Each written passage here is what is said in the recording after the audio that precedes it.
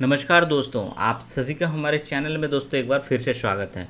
दोस्तों आज के इस वीडियो में हम बात करने वाले हैं कि CHSL यानी combined higher secondary 10+2 level examination 2024 के बारे में, जो कि एग्जाम अगर देखेंगे दोस्तों तो SSC के द्वारा लिया जाता है, यानी central SSC staff selection commission के द्वारा इसका एग्ज़ाम लिया जाता है। और इसमें अगर देखेंगे तो देखिए इसमें 10+2 लेवल की बहुत सारे अलग अलग पदों की वैकेंसीज आती है, तो उसके बारे में मैं बताऊंगा इस वीडियो में। टोटल नंबर ऑफ वैकेंसीज कितनी है, कब टोटल नंबर ऑफ वैकेंसीज कितनी है, कब से कब तक इसका आवेदन होगा, सारा डिटेल्स मैं आपको इस वीडियो में दूंगा। तो सबसे पहले देख लेते हैं यहाँ पे date of submission of online application. तो देख सकते हैं ये 8/4 से शुरुआत हो चुका है दोस्तों, यानी 8 अप्रैल से, और ये चलेगा 7 मई तक आप इसमें ऑनलाइन आवेदन कर सकते हैं। लास्ट डेट की बात करूं तो लास्ट डेट ऑफ जो ऑनलाइन एप्लीकेशन की है वो है, आप देख सकते हैं 7/5 को है। और इसके अलावा last date of time and making online fee payment का है, तो वो 8 तारीख तक इसमें दिया हुआ है। ठीक है, शेड्यूल फॉर Tier 1 एग्ज़ाम, जो कि आपका कंप्यूटर बेस्ड एग्जाम होगा दोस्तों, वो देख सकते हैं जून जुलाई 2024 में एक टेंटेटिव डेट दिया हुआ है, यानी लोकसभा चुनाव के जस्ट बाद इसके एग्ज़ाम होने की प्रबल संभावना है। शेड्यूल जो है Tier 2 का अगर बात करें, टू बी नोटिफाइड लेटर, यानी ये आगे SSC के द्वारा नोटिस जारी किया जाएगा, जिसमें आपका जो Tier 2 का एग्ज़ाम होगा वो आपको बता दिया जाएगा। ठीक है, अब देखिए दोस्तों, इसमें अगर बात करें हम पे स्केल की, तो इसमें 10+2 लेवल में जो पे स्केल होता है, चूँकि वो अलग अलग पद है, तो अलग अलग पदों पे अलग अलग पे स्केल्स यहाँ पे आपको देखने को मिलेगा। इसमें देख सकते हैं जो पे स्केल नंबर 1 में अगर है वो है लोअर डिविजनल क्लार्क यानी LDC, junior secretariat assistant JSA। ये जो 2 पद है दोस्तों, ये पे लेवल 2 का है। ठीक है, पे लेवल 2 देख सकते हैं 19,900 इसका बेसिक्स से 63,200। फिर दूसरा जो है दोस्तों वो है डाटा एंट्री ऑपरेटर, जिसको DEO कहा जाता है। ये पे लेवल 4 का है दोस्तों, 25,500 इसका बेसिक्स है और 81,100 लेवल 5 का है दोस्तों इसमें। ठीक है, इसके अलावा अगर देखेंगे दोस्तों तो डाटा एंट्री ऑपरेटर ग्रेड 1 जो है दोस्तों, वो भी लेवल 4 का है यहाँ पे। और टोटल नंबर ऑफ वैकेंसीज की बात करूँ तो यहाँ पे दिया है कि tentative vacancy there are approx 3,712, यानी 3,712 पदों की वैकेंसीज है दोस्तों। ठीक है, 3712। ठीक है, ये अप्रोक्सीमेट वैकेंसीज है। हाउएवर इसमें अगर देखेंगे तो number of vacancies will be determined in the due courses update vacancies. तो ये नॉर्मली अगर देखेंगे दोस्तों तो घटता नहीं है, ये बढ़ने की पूरी संभावना है कि आने वाले टाइम में इसमें कुछ और अप्रोक्सीमेट इस बढ़ने को देखने को मिलेगा। तो टोटल वैकेंसीज भी अच्छी खासी है दोस्तों। ठीक है, अब इसमें हम बात कर लेते हैं इसका एज रिलैक्सेशन या एज लिमिट के बारे में, यानी कौन कौन से उम्र के लोग इसमें भर सकते हैं। चूँकि अगर देखेंगे तो 10+2 यानी इंटरमीडिएट स्तर की ये वैकेंसीज है। ठीक है, तो the crucial date of age अगर देखेंगे तो जो date of cut off date रखा गया है वो 1/8/2024 को डेट ऑफ बर्थ में एज कट ऑफ डेट रखा गया है।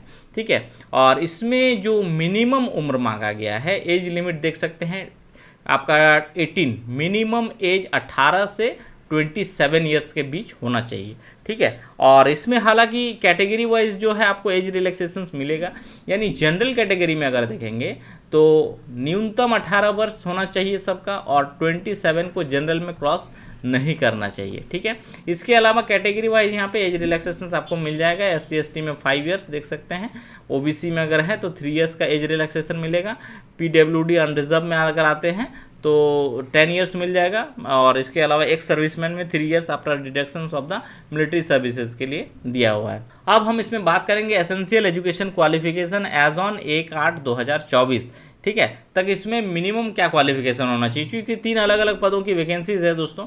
तो इसमें अगर देखेंगे तो देखिए for data entry operator DO grade 1 and ministry of consumer affairs food and public distribution and ministry of cultures में 12th standard pass in science. देखिए ये जो पद है दोस्तों, इन पदों के लिए क्या मांगा गया है अगर देखेंगे, देखिए data entry operator DO grade 1 और ministry of consumer affairs and food and public distribution and ministry of cultures में, तो इसमें चाहिए 12th स्टैंडर्ड यानी inter pass in science stream में होना चाहिए। ठीक है, with mathematics as a subject from a recognise board और इक्विवेलेंट, यानी आप ISC किए हैं और उसमें आपका साइंस में मैथ आपका एक सब्जेक्ट होना चाहिए, यानी बायो साइंस वाले यहाँ पे अप्लाई नहीं कर पाएंगे। ठीक है, एक हो गया ये। दूसरा अगर देखेंगे एलडीसी या फिर जूनियर सेक्रेटरीट असिस्टेंट जो है जेएसए एंड डीईओ ग्रेड 1 है, इसमें अगर देखेंगे तो department of ministry of mention in पारा 8.1 यानी नोटिफिकेशन में ये दिया हुआ है, उसी हिसाब से अगर देखेंगे तो candidate must have pass 12th standard equivalent examination from a recognised board और यूनिवर्सिटी। तो ये जो पद है दोस्तों अगर देखेंगे 8.2 वाला एलडीसी जेएसए, तो इसमें सिर्फ और सिर्फ आपसे 12th मांगा गया है। आप किसी भी स्ट्रीम से हो, चाहे आप आईए किए हो या आईएससी किए हो या फिर आईकॉम किए हो, यानी किसी भी स्ट्रीम से अगर आप इसमें पास आउट हैं, इंटर पास है, तो आप इसमें अप्लाई कर सकते हैं। तो the candidate who have appeared in their 12th standard और equivalent examinations can also apply, however they must process essential qualification on a before the cut off date, यानी जो ये कट ऑफ डेट है अगर इससे पहले वो पास आउट है तो आप अप्लाई कर सकते हैं। ठीक है, ये रह गया। अब हम लोग इसमें देखेंगे एप्लीकेशन फ़ी, यानी इस परीक्षा को फॉर्म भरने के लिए आपको कितना परीक्षा शुल्क देना पड़ेगा। परीक्षा शुल्क बहुत ही नॉमिनल रखा गया है दोस्तों, देख सकते हैं।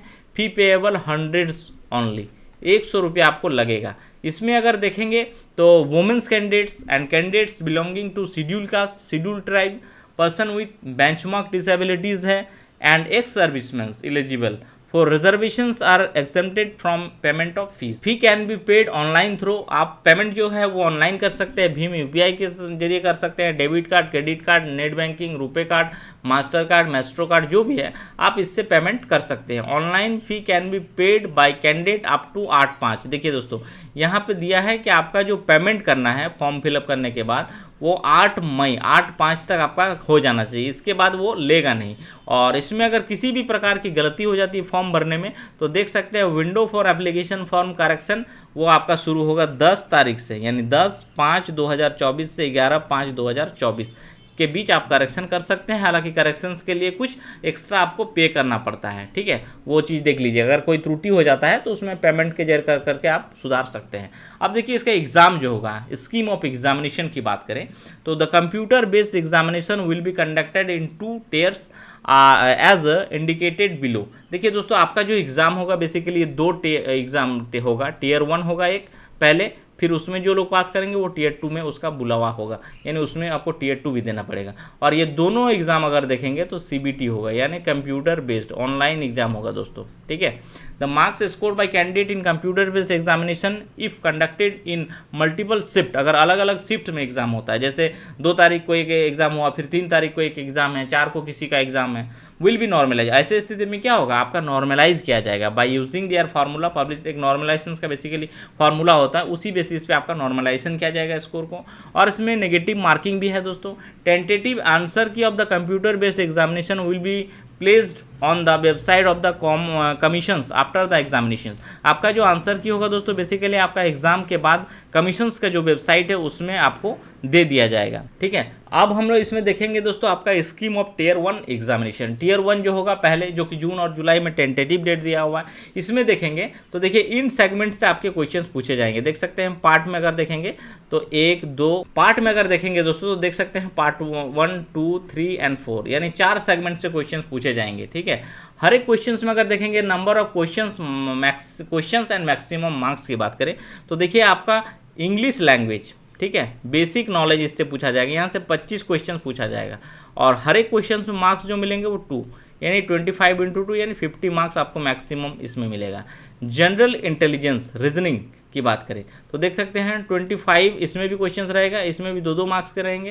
क्वांटिटिव एप्टीट्यूड, ठीक है, बेसिक अर्थमेटिक स्किल, मैथमेटिक्स जो है दोस्तों, ठीक है, इसमें भी 25 क्वेश्चंस पूछे जाएगा। और जनरल अवेयरनेस से क्वेश्चंस रहेगा, उसमें भी 25 क्वेश्चंस रहेगा, इसमें भी आपका 50 मार्क्स के रहेंगे, ठीक है। ये जो एग्ज़ाम होगा दोस्तों बेसिकली 60 मिनट का एग्ज़ाम होगा, यानी 1 घंटे का एग्ज़ाम होगा कैंडिडेट, ठीक है। और 1 घंटा में आपको कितने क्वेश्चन सॉल्व करने हैं, 100 क्वेश्चंस आपको रहेगा।